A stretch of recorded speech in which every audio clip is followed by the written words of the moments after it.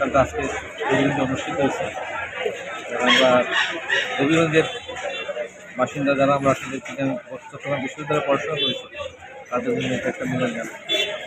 আমি ঢাকা থেকে আসছি আসলে এই প্রোগ্রামটা জয়েন করার জন্য। এটা খুবই আনন্দের একটা বিষয় এবং অনেক সহপাঠী বা ওই সময় যারা আমরা বিশ্ববিদ্যালয়ে একসাথে পড়ালেখা করেছি অনেকের সাথে অনেকদিন পরে দেখা যাচ্ছে। এটা একটা বড় প্রাপ্তি।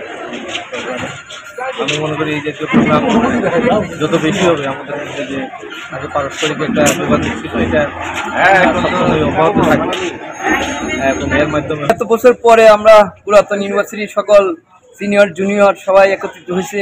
খুবই একটা আনন্দের একটা বিষয় এবং খুবই ভালো লাগতেছে আমাদের। আসলে আমাদের পেশাগত জীবনের কর্মব্যস্ততার কারণে আসলে অনেকের সঙ্গে ইচ্ছা থাকা সত্ত্বেও যোগাযোগ হয় না। তো এখন হচ্ছে যোগাযোগ আজকে হইলো, এটা একটা খুবই ভালো লাগতেছে। সবাইকে দেখে খুব ভালো লাগছে, জীবনের একটা আনন্দ পাওয়া যাচ্ছে আর কি।